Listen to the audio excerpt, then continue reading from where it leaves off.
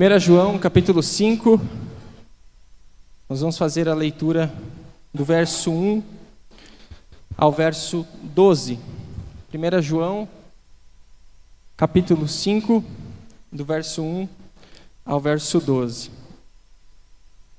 Sempre tem textos que marcam a nossa vida, né? Tem textos que parece que em algum momento da nossa história, da nossa caminhada cristã, fizeram mais parte. E esse aqui faz muito parte de mim de um tempo muito legal, até com o Vini. O Vini era pastor de jovens na igreja que a gente veio, e aí eu estava recém-entrei no seminário, tinha recém-entrado no seminário, e aí o Vini tinha um grupo de jovens que eles falavam. Então eles tinham lá, todo sábado tinha um jovem que falava e tal, e o Vini me chamou e falou assim: Jardel, último sábado do mês eu quero que você pregue na União Jovem. Aí eu, meu Deus, era uma galera, eu falei, nossa, não tinha início de seminário ainda, né? E aí ele falou assim, mas o texto eu vou dar para você porque a gente está fazendo um estudo em 1 João. E era o 1 João capítulo 5. Cheguei em casa, fui ler. Aí começou a ter uns termos aqui, gente, eu suava tipo o que eu estou suando hoje, só que esse texto sempre me marcou, foi o primeiro pavor que eu tive, assim, né? Esse texto aqui, então. Mas é um texto muito importante para os nossos dias. Então convido você a ler comigo, que diz assim a palavra do Senhor: todo aquele que crê que Jesus é o Cristo, é nascido de Deus. E todo aquele que ama o Pai, ama também os filhos dele. Sabemos que amamos os filhos de Deus se amamos a Deus e obedecemos aos seus mandamentos. Amar a Deus significa obedecer aos seus mandamentos, e os seus mandamentos não são difíceis. Pois todo aquele que é nascido de Deus vence este mundo, e obtemos essa vitória pela fé. Quem vence a batalha contra o mundo? Somente quem crê que Jesus é o Filho de Deus. Jesus Cristo foi revelado por meio de seu batismo na água e pelo derramamento de seu sangue, não só por meio da água, mas pela água e pelo sangue. E o Espírito, que é a verdade, o confirma com seu testemunho. Temos, portanto, 3 testemunhas: o Espírito, a água e o sangue. E as 3 concordam entre si, porque cremos em testemunho humano, certamente podemos crer no testemunho de Deus, que tem ainda mais valor. E Deus dá testemunho acerca de seu Filho. Quem crê no Filho de Deus sabe em seu coração que esse testemunho é verdadeiro. Quem não crê nisso, na realidade, chama Deus de mentiroso, porque não crê no testamento de Deus acerca de seu Filho. E este é o testemunho: Deus nos deu vida eterna, e essa vida está em seu Filho. Quem tem o Filho tem a vida, quem não tem o Filho não tem a vida. Vamos orar mais uma vez? Pai, obrigado por esse presente que nós temos, que é Jesus. Obrigado, Pai, pela Tua palavra, que é viva e eficaz, e que ela fale conosco nessa noite. Em nome de Jesus, amém e amém. 1 João, ele é um livro que ele tem algumas coisas importantes e interessantes para a gente entrar, antes de entrar nos propriamente versículos. 1 João, pode passar, ele é um certificado de autenticidade, ou conselhos de um especialista sobre como determinar se algo é realmente verdadeiro. João está preocupado com isso aqui. João escreve para esses cristãos em vista deles entenderem ou aprenderem a distinguir aquilo que era verdadeiro, o ensino verdadeiro da palavra de Deus, do ensino falso. Então João está escrevendo para eles, dizendo assim: olha, vocês conseguem comprovar se aquilo que a palavra de Deus diz é verdade, ou se aquela pessoa que diz que é cristão, ela é verdadeira. O testemunho dela é verdadeiro. Então ele está dizendo como se fosse um certificado de autenticidade. Ele revela aos seus leitores como eles podem ter certeza de que são filhos de Deus e como podem testar se o cristianismo professado por alguém é genuíno. E como é que João diz isso na sua carta? Confirmando se a pessoa de fato mostra o amor de Cristo. João está dizendo para esses leitores assim: olha, vocês conseguem comprovar se aquela pessoa que se diz cristã, ela é cristã mesmo. E como é que você pode comprovar isso? Na maneira como ela demonstra amor a outras pessoas. No que ela crê, no que ela acredita. E João está dando esses detalhes sobre isso. Então, se a gente tem lá o Evangelho de João, onde João escreve para incrédulos que não acreditavam em Deus, agora em 1 João, João está escrevendo para pessoas cristãs, para pessoas crentes, como eu, como você, que professou Jesus. Então é para o nosso grupo. Então essa carta ela é pertinente por isso. João escreve alertando a respeito de falsas doutrinas e de falsos profetas. João adverte que é muito simples discernir a verdade, sabendo de fato quem é cristão, observando as ações dessa pessoa. Então, João está dando isso para nós. Por que é importante esse texto hoje para os nossos dias? Porque a gente vive um tempo de muita especulação. Muita especulação, achismos, a gente vê notícias falsas, a gente vê notícias mudando toda hora, e isso vai entrando às vezes até na nossa cabeça. Hoje, a gente às vezes valoriza mais um achismo de certa pessoa do que a própria verdade. A gente hoje vê tantas notícias e tantas notícias sendo mudadas muito rápido, que a gente não sabe hoje distinguir às vezes o que é certo e o que é errado. Quer ver? Quem aqui já caiu num golpe no celular, no Instagram, no WhatsApp? Quem já caiu num golpe aqui? Olha aí, algumas pessoas, né? Então, é falso golpe toda hora. Toda hora. Uma vez a minha mãe me ligou, filho, você trocou de número? Eu falei, não, mãe, continuo com o mesmo. Ah, então, acho que eu caí num golpe. Né? E aí a pessoa lá dizendo, e aí mãe? Daí ela, oi filho, como é que tá a Teté, tudo bem? Né? Mas assim, a gente tem que cuidar hoje, né? A gente tem que cuidar. É que nem quando você vê aquele anúncio lá, muito barato, né? Tu já desconfia, né? Isso aí é golpe, posso saber que é golpe, né? E assim a gente está vendo. Por quê? Porque é tanta especulação, porque é tanto achismo. Hoje a gente também vive uma época do quê? Tudo é verdade. Você não pode dizer que aquilo é errado ou é mentira. É a verdade da pessoa e cada um tem a sua verdade e está tudo certo. Será que é assim? Será que o Evangelho nos ensina isso? João está conversando sobre isso. Só que é interessante e fantástico como a Bíblia já nos alerta acerca dos perigos, das falsidades. Como a Bíblia já fala sobre isso. Eu queria trazer 2 textos para a gente ler, para você entender. Primeiro é o próprio Jesus falando. Mais tarde, Jesus sentou-se no Monte das Oliveiras. Seus discípulos vieram até ele em particular e perguntaram: diga-nos, quando isso tudo vai acontecer? Que sinal indicará a sua volta e os fins dos tempos? Mano, obrigado. Valeu. Os discípulos estão perguntando para Jesus quando que ele ia voltar, que sinais ia acontecer. Olha o que Jesus diz: não deixem que ninguém os engane, pois muitos virão em meu nome dizendo, eu sou o Cristo, e enganarão a muitos. Então o próprio Jesus já estava dizendo, os discípulos estão caminhando com ele e dizem assim, mestre, quando é que vai acontecer essa reviravolta? Quando é que o Senhor vai voltar? E Jesus, olha, vai vir uma galera aí, vai vir uns caras dizendo que é Jesus, que é o Cristo, não acreditem nessa pessoa. Então Jesus já sabia. Paulo, escrevendo aos Tessalonicenses, ele diz o seguinte, pode estar aí também. Não se deixem abalar nem assustar tão facilmente por aqueles que dizem que o dia do Senhor já começou. Não acreditem neles, mesmo que afirmem terem recebido uma visão espiritual, uma revelação ou uma carta supostamente enviada por nós. Olha o que Paulo está dizendo. Vai chegar gente dizendo que ouviu uma voz, que teve uma visão, que ouviu alguma coisa espetacular e vai dizer para vocês, e muitos vão acreditar como se isso fosse palavra de Deus.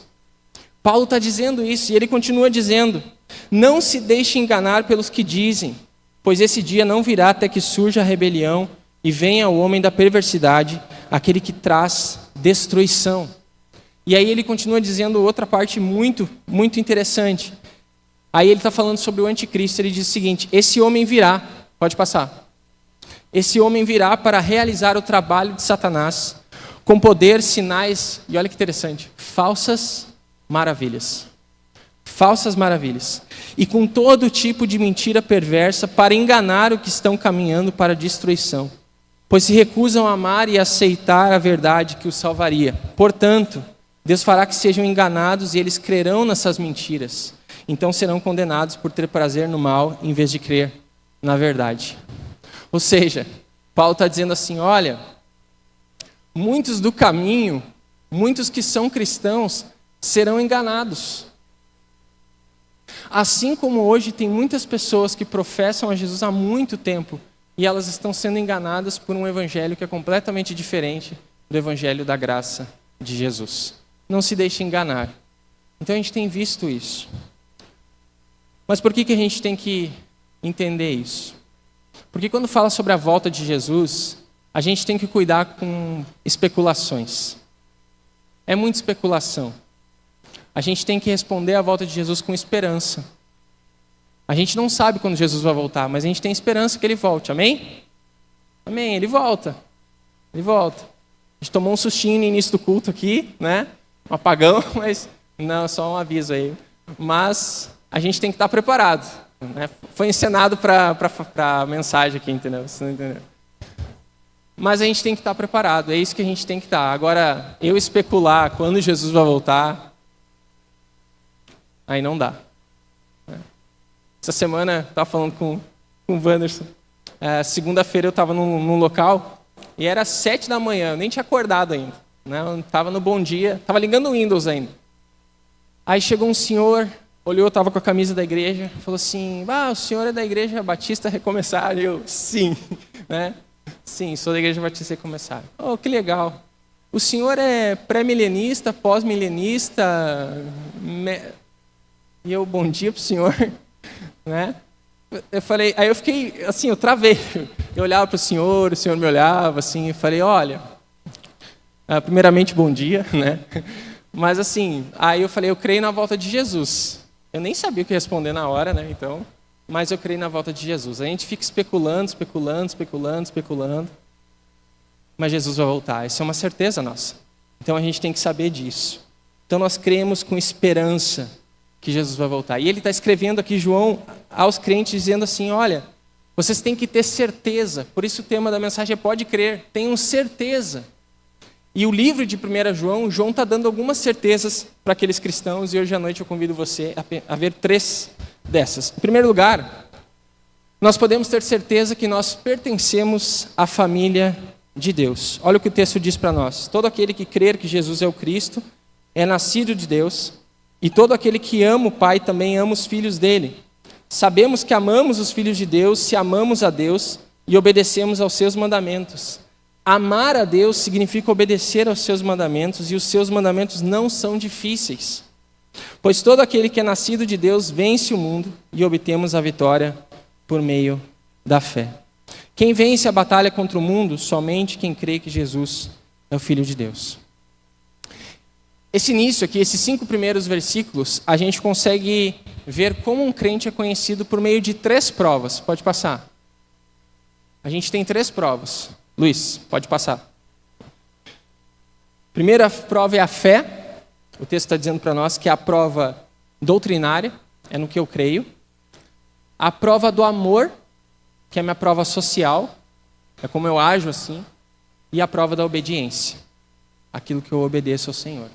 Então aqui a gente tem 3 provas para distinguir se uma pessoa crente é verdadeira ou se ela é falsa.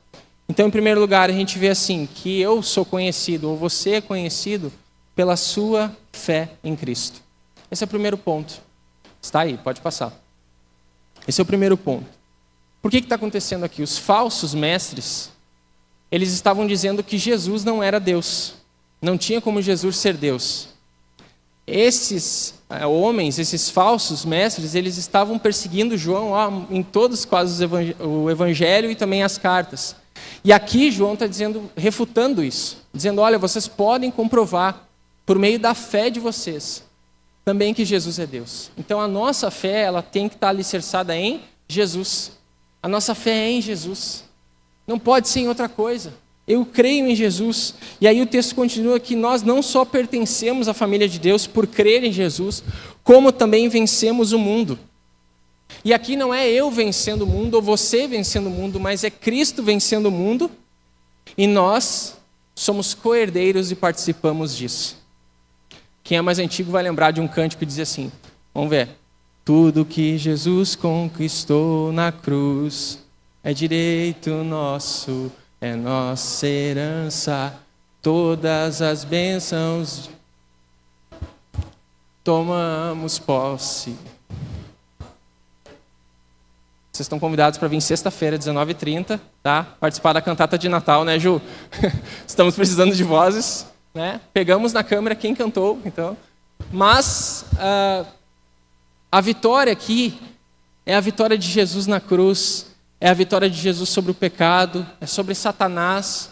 E nós, como filhos de Deus, podemos nos apoderar disso pela graça do Senhor. Então nós podemos sim dizer, eu sou salvo porque eu creio em Cristo Jesus e agora eu faço parte da família de Deus. João vai dizer para nós que todo aquele que crer em Jesus Cristo, o que acontece? Ele nos dá o direito de sermos filhos de Deus. Então a nossa fé está em Jesus. Segundo, por nosso amor aos filhos de Deus. Nós demonstramos o nosso amor a Deus amando os nossos irmãos. Isso aqui é chovendo molhado, mas precisa se falar. Pense você que tem 2 filhos ou 3 filhos. Como você se sentiria se os seus filhos não se dessem? Como você se sentiria se os seus filhos não se amassem? Você ia ficar muito mal. Imagina Deus vendo os seus filhos que dizem que amam a Ele, mas não se amam. E não demonstram esse amor. Então, nós demonstramos o nosso amor a Deus por meio dos nossos filhos.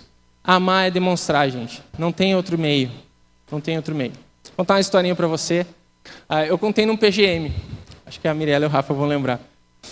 Quinta série eu tinha uma namoradinha no colégio. Quinta série. Eu era um toquinho desse tamanho, né? Nem sabia ainda o que era amor. Mas eu tinha uma namoradinha. Aí era um amor secreto.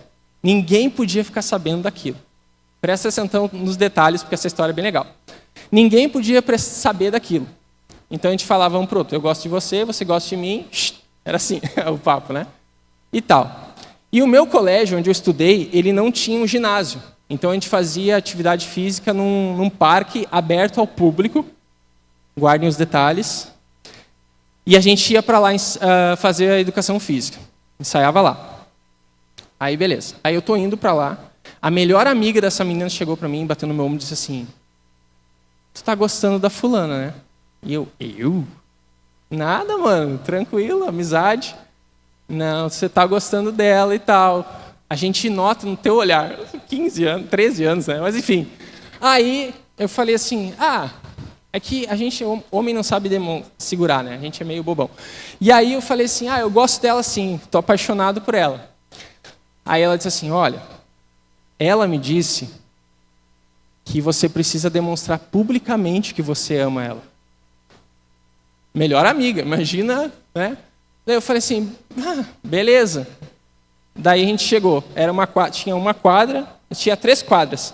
A primeira quadra, ela tinha uma árvore, que o galho era assim, ó, bem em cima da quadra, assim, um galhão. Daí eu falei assim, mas como é que ela... Aí eu cheguei para a amiga dela e falei assim, como é que ela quer que eu demonstre que eu amo ela? Ela falou assim, tá vendo aquela árvore? Sobe naquela árvore e grita a plenos pulmões o nome dela e que tu ama ela. E eu falei, sério que ela quer isso? Sério. Virei o Tarzan, subi, aí cheguei lá, né? Gritei. Só que o que aconteceu? A minha turma era muito legal. Elas botaram ela no meio da turma, tinha umas 40 pessoas. No meio da turma. Quando eu subi e ela me olhou, ela fez assim, ó. E aí eu já estava lá em cima, eu falei, mano, agora se eu descer, né, não dá.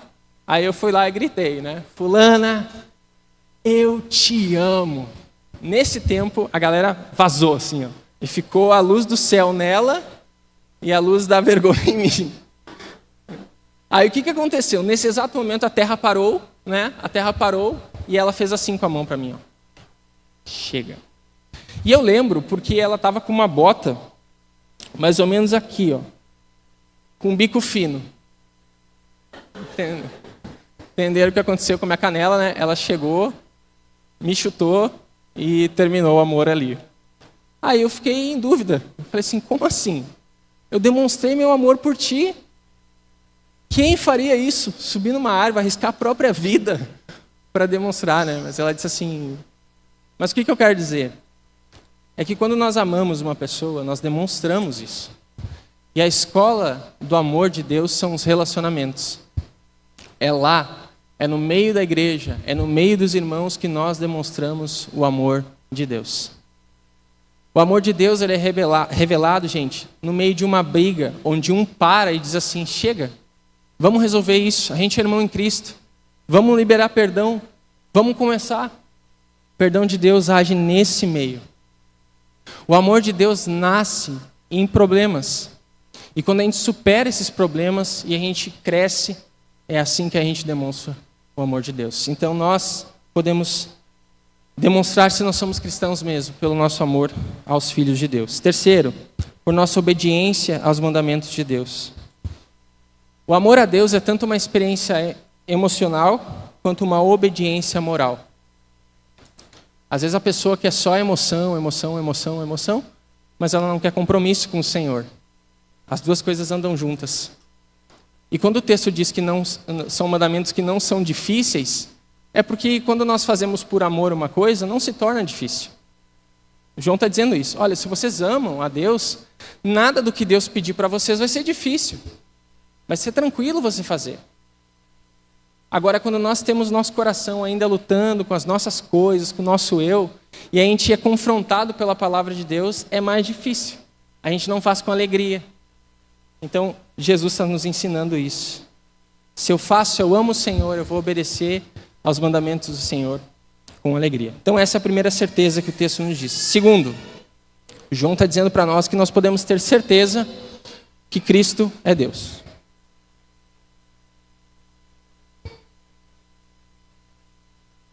O texto continua dizendo, do verso 6 ao 10. Jesus Cristo foi revelado por meio de seu batismo na água e pelo derramamento de seu sangue. Não só por meio da água, mas pela água e pelo sangue. E o Espírito, que é a verdade, o confirma com seu testemunho. Temos, portanto, 3 testemunhas: o Espírito, a água e o sangue, e as 3 concordam entre si. Porque cremos em testemunho humano, certamente podemos crer no testemunho de Deus, que tem ainda mais valor. E Deus dá testemunho acerca de seu Filho. Quem crê no Filho de Deus sabe, em seu coração, que esse testemunho é verdadeiro. Quem não crê nisto, na verdade, chama Deus de mentiroso, porque não crê no testemunho de Deus acerca de seu Filho. O que os agnósticos, que eram essas pessoas que estavam pregando um falso evangelho, ou estavam refutando ali, dizendo contra o evangelho, é que eles negavam tanto a humanidade de Jesus quanto a divindade de Jesus. E para eles, Jesus ele era um homem comum que recebeu um poder divino no seu batismo, e na sua morte ele perdeu esse poder divino. Essa era a heresia que estava acontecendo no povo. E aí João chega e diz assim, por meio da água e por meio da morte do sangue, João está dizendo o quê? Que o batismo de Jesus e a morte de Jesus, na realidade, comprovam que ele é Deus. Não ao contrário. Por isso que fala, pelo meio da água, por meio do tempo. Então a gente já vai ver aqui que a gente tem 2, pelo menos, provas de que Jesus é o Filho de Deus. A primeira delas é o tríplice, é o primeiro. Testemunho, o Espírito, a água e o sangue. Foi isso que eu falei para vocês. Então João está conformando, olha, o batismo de Jesus, a morte de Jesus e o próprio Espírito Santo confirmam que Jesus é Deus. Então ele é o Filho de Deus, ele é o Senhor dos Senhores e nós podemos confirmar isso. E é nisso que nós cremos. É nisso que nós cremos. É nisso que se solidifica toda a base bíblica do Evangelho. É sobre uma pessoa, é sobre um Deus, é sobre um nome que é Jesus. Então nós temos que crer nisso. Sabe, todo o escopo da Bíblia, do Evangelho é sobre Jesus. É sobre a sua vinda, é sobre a sua morte, é sobre a sua ressurreição, é sobre a vitória de Jesus sobre a morte, sobre o pecado, sobre o poder de Satanás. E nós precisamos crer nisso. A questão hoje é qual? Muitas pessoas acham que só por achar que Jesus existe, está tranquilo, está salvo. E não. As pessoas hoje têm até relação com Jesus, umas relações cordiais, umas relações legais. Jesus é legal, Jesus é gente boa. Agora, se a palavra de Deus começa a mexer no coração dessa pessoa, começa a confrontar essa pessoa, Jesus se torna chato, Jesus se torna antiquado, Jesus até não é educado.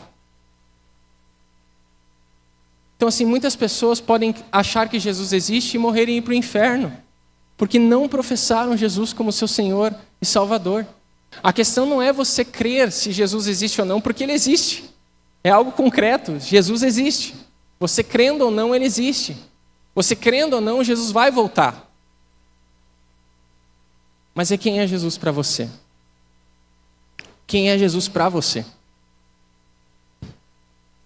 É tão legal quando a gente vê pessoas professando Jesus, dizendo assim, Jesus é o meu Senhor e o meu único suficiente Salvador.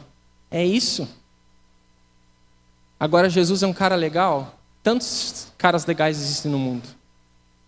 Então, a gente precisa ver. Lloyd Jones, ele diz para nós, a única maneira de lidar com a falsidade teológica é afirmar a verdade. Heresias crescem na igreja onde a vida, a morte e a ressurreição de Cristo e sua presença viva não são pregadas ou ensinadas de maneira convincente. Não ousamos omitir nada do que Cristo fez por nós, do nosso testemunho. Natal, Sexta-feira Santa, Páscoa, Pentecostes são motivos para esperança em época de desespero. Daqui a 2 semanas, 3 semanas, nós vamos comemorar o Natal. Para nós é vitória, porque Jesus veio para nos salvar. Em abril, nós vamos celebrar a morte de Jesus, mas o nosso Deus ressuscitou. Ele não está mais morto, Ele não está pregado na cruz mais, Ele está vivo e Ele vai vir buscar a sua igreja. Então são datas que nós temos que celebrar, temos que se alegrar. Mais uma confirmação que o texto deixa para nós é o testemunho do céu. O Pai, a Palavra e o Espírito, eles confirmam isso, segundo o texto. E aí a gente tem a questão da Trindade. E eu acho muito interessante essa doutrina da Trindade, eu acho uma das mais fantásticas de estudar e mais difíceis também. Mas a Trindade, ela está ali na Bíblia e ela confirma que Jesus é o Filho de Deus. Então eu trouxe um esqueminha para nós. A Trindade, ela não tem a palavra Trindade na Bíblia. Você não vai achar lá e a Trindade disse, né? Mas está lá. Então a gente vê no princípio, Gênesis capítulo 1, versículo 26, Deus vai dizer, façamos o homem à nossa imagem e semelhança. Ali você já tem a participação dos 3, da Trindade ali. Façamos o homem à nossa imagem e semelhança. Plural, a Trindade está ali no início. E nós temos a confirmação no Novo Testamento, no próprio batismo de Jesus. Marcos 1, capítulo 10, versículo 10 e 11, nós temos os 3 atuando ali. Nós temos o Filho se batizando, o Espírito Santo em forma de pomba e uma voz que vem do céu e diz, este é o meu Filho amado, com quem eu tenho alegria. A Trindade revela que Jesus é Deus. O céu revela que Jesus é Deus. Então, nós adoramos e somos, temos essa liberdade de poder adorar o Senhor. Nós podemos professar o nome de Jesus e crer que Ele é Deus. João capítulo 1 vai dizer, e Ele, no princípio, era o Verbo, e o Verbo estava com Deus, e o Verbo era? Ele estava no princípio com Deus. Todas as coisas foram feitas por Ele, e sem Ele nada do que foi feito se fez. Nele estava a vida, e a vida era a luz dos homens. E a luz resplandeceu nas trevas, e as trevas não os compreenderam. Olha que legal agora. Houve um homem, enviado de Deus, cujo seu nome era João. O que João veio fazer? Dar testemunho para que testificasse da luz, para que todos crescem por ele.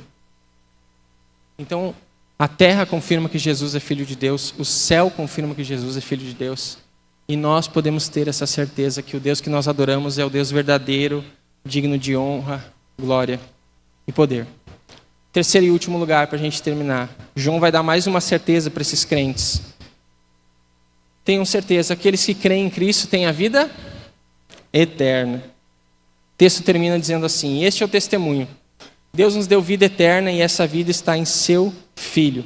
Quem tem o Filho tem a vida, quem não tem o Filho de Deus não tem a vida.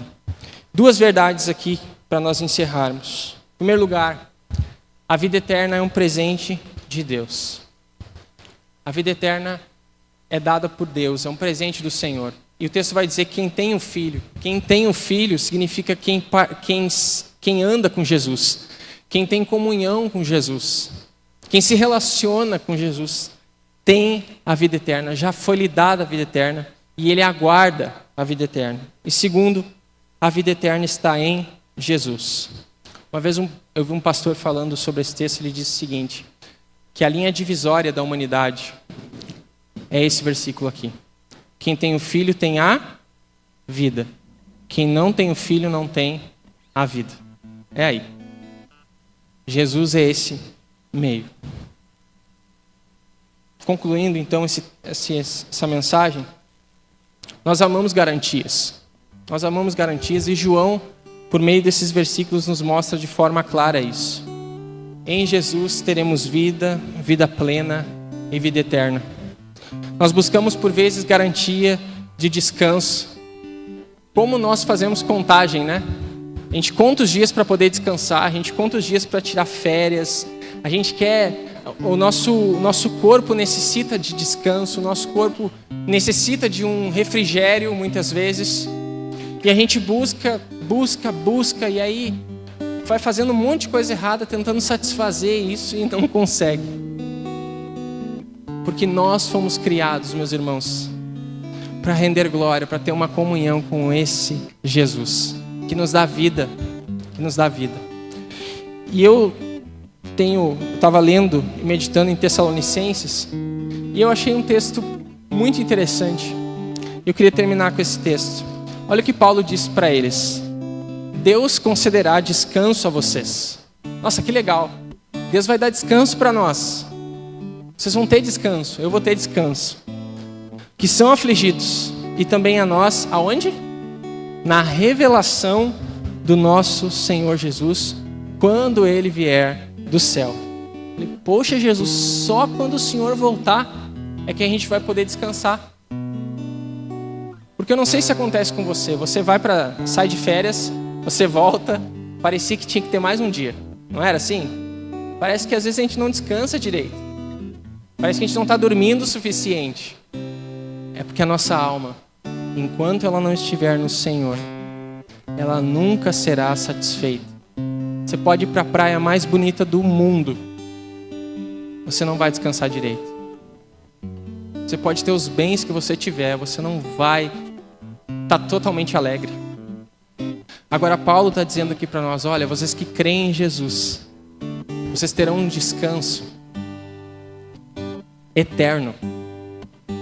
Eterno. Num lugar onde vocês não vão ter mais dor, choro, nada. Os boletos não vão existir, graças ao Senhor, né? E nós vamos estar lá. Então tenham certeza. A vida eterna com Jesus. Eu queria deixar uma pergunta para você pensar. Quem é Jesus para você? Quem é Jesus para você?